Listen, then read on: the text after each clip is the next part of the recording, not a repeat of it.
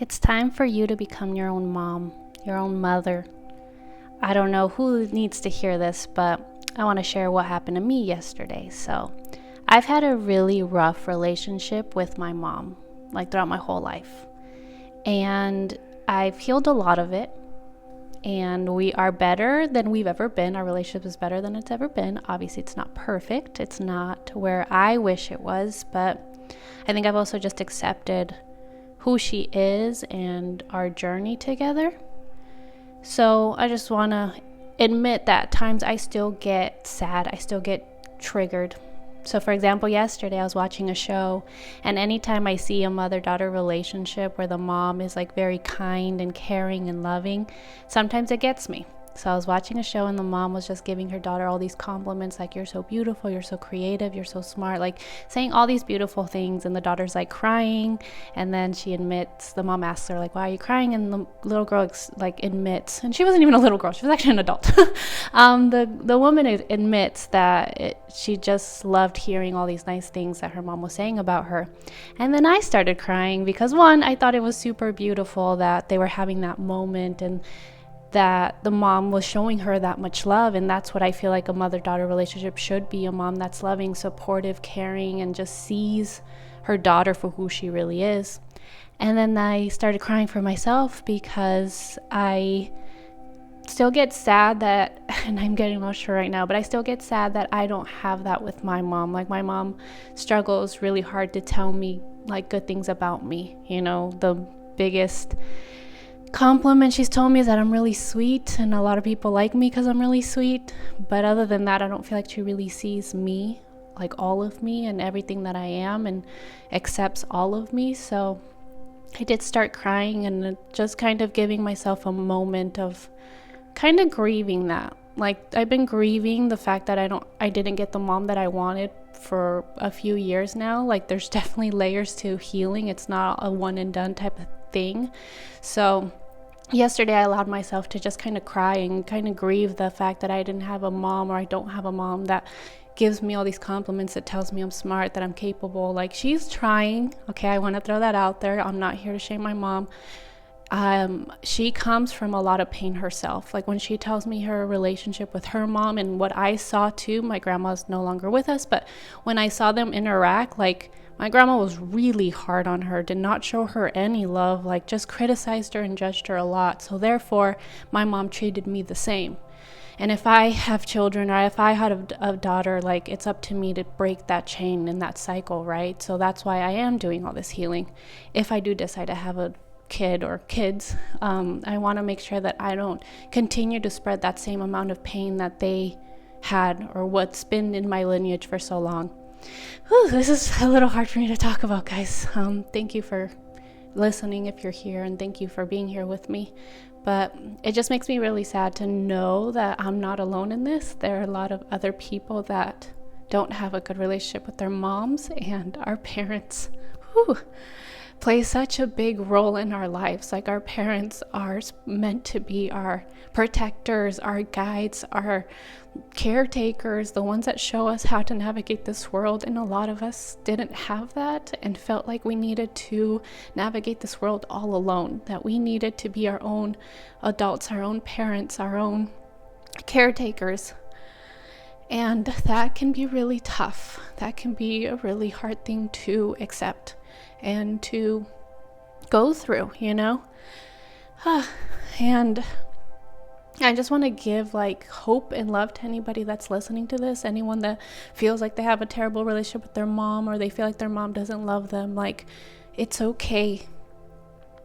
Not that it's okay that it happened, but like, you're gonna be okay, I guess I should say. Like, there's nothing wrong with you if you don't have a good relationship with your mom, I guess is what I want to say. Like, you're not the problem. It's not your fault. It's not because you're not special enough or cute enough or brilliant enough. That doesn't matter. This is what healing has shown me, is that unprocessed pain, trauma, heartache, whatever, like, you will continue to hurt people if you don't heal all of that. If you don't learn to truly love yourself, you will continue to spread hate or pain or suffering in some way, shape, or form, even if you don't mean to. Because I know my mom did not wake up every morning and like, I want to cause her pain, I want to cause her suffering. She didn't do that. It was all subconscious that was coming out. She felt a lot of pain. She felt a lot of criticism from her mom, a lot of judgment. So all she knew was how to do that to me. And it was extremely unfortunate. We could have been a lot closer, but she just didn't know how to love herself, and she didn't know how to love me, truly. I was a very sensitive child. She didn't know how to handle that. She came from a environment where it's just like toughen up and just work really hard and shut up and just work and do your thing and keep moving forward. Like, there was nobody asking, like, how are you feeling? Are you okay? Like, why are you crying? Like, no. If anything, they would get like spanked or hit really hard for crying. Like, she came from a very abusive homes, but it used to be normal back then where they were from. And she thought like she went so much easier on me and my siblings. She thought like I wasn't like my parents, I didn't hit you as hard as they hit me, or I didn't yell at you guys the way they did to me. But unfortunately, it's like, well, you still caused damage and pain because you never processed the amount of pain that you went through. So I learned to have a lot of compassion for her, even though sometimes it still hurts me to be like, you don't know how to treat me well, you don't know how to talk to me, you don't know how to listen to me, and that sucks. But again, she is trying. She's grown a lot. We've had to have very difficult conversations, a lot of heart-to-hearts, a lot of me telling her exactly how I felt, but it was not easy, and it's still not easy. But again, it's a lot better. But to wrap, or to just kind of tell you how you begin to heal this, is allowing yourself to express however you felt. So almost like, let's go back and give little you a voice. And this is what I started doing. I give like every version of me, like 6, 8, 10, 12, like whatever. I went up the ladder and I let myself speak as if I was that age. So through meditation, I would sit and, imagine 6-year-old me. And then I would say, okay, what does 6-year-old me need to say about my mom? And whatever it came, like, my mom doesn't like to play with me, my mom doesn't like to read to me, like whatever I needed to say. And then I would go to the next age, like, okay, let's jump up to 10-year-old, do you have anything to say? Okay, teenager me was angry AF. I had to cuss her out and say, obviously not to her face, it's all through meditation, but I had to say like these terrible things to her because I was so angry and I had to let it all out. But as I started letting out all this hate, all this anger, and I was able to cry and unleash all that, then I could find compassion and understanding towards myself and her. Then I could understand what was happening and why we both behaved the way we did. And then I got to see how I played a role in our dysfunctional relationship and how I sometimes still do to this day. And there's things I need to work on, there's things she needs to work on. It definitely is a two-way street when it comes to relationships. That can't just be all one person.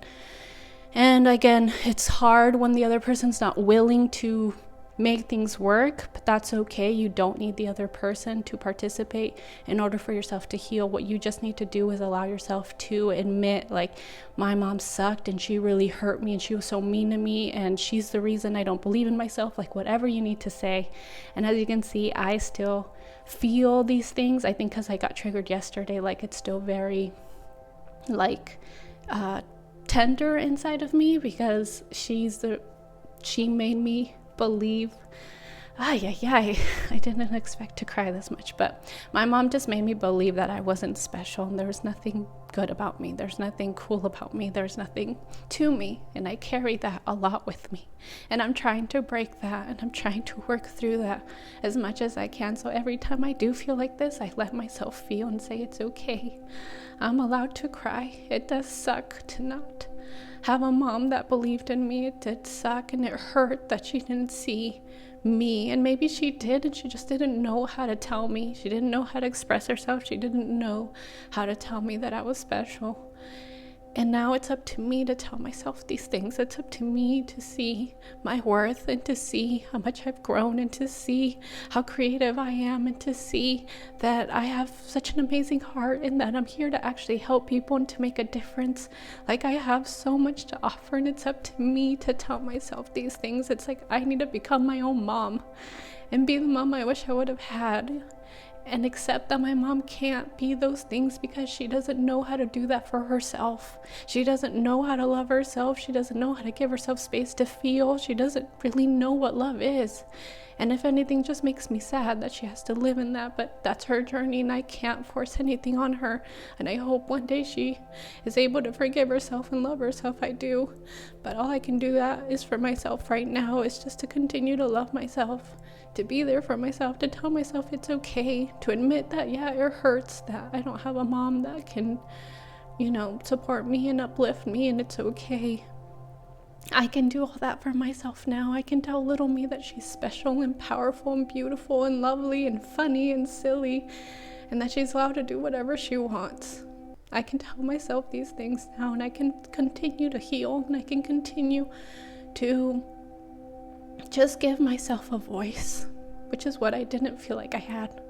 As a kid, as a teenager, even as a young adult, I didn't feel like I had a voice, and now I do.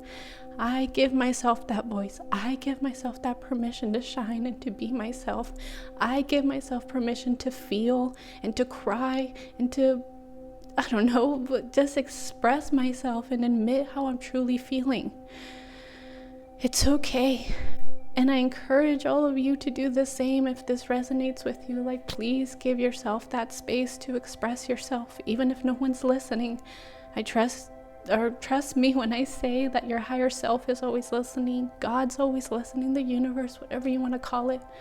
There are what I call spiritual beings of love that are there to help you, the angels. I believe everybody has a guardian angel, almost like your best friend. So if you ever want to talk to them, do that. There are ways, or journal about it, or voice record, just say it out loud, and allow yourself to cry and hug yourself. I sometimes do this, I rub myself, or I like to put my hand on my chest to just show myself I'm not alone. It's okay. Everything's okay. Find what works for you, but just allow it to come out. Okay. I thank you all, if you're still here and you watched to the end, for allowing me to express myself, to be extremely vulnerable, to cry. I didn't expect to cry, but like I said, obviously it's still pretty tender and something I have to keep sitting with and continue to remind myself that I am incredible just as I am. I am whole. I am strong. I have something to say. I have a beautiful voice and a beautiful way of expressing myself, and I need to continue to do that so other people can hopefully at least see it as an example and one day be able to do it for themselves. And also, I guess just plugging myself in real quick, I do readings and I do healings. My healings are surrounded exactly to do this, to help you navigate and feel your feelings and navigate through them, and to just release it, to give you a safe space to express yourself, to release whatever you're holding on to, whatever is stopping you from feeling good about yourself, from loving yourself, from being who you really are. My intention is really to help people get back into their hearts, because most of us aren't living in there. We came up here and we forgot the rest of us, and a lot of us have been abandoned by our parents and then by ourselves. So I want to bring people back to themselves, awaken their intuition, to learn how to work with energy. Energy healing is so powerful, and once you learn how to do it, you'll be able to navigate life so much easier. So if you feel called to, if you liked my story, if you are just curious, go check it out. The link should be in my description, and I would love to work with you. But again, I send you all so much love. Thank you for listening to my story. That was a lot, but I hope you received it, with love. And yeah, come back, okay? I'll see you in my next video.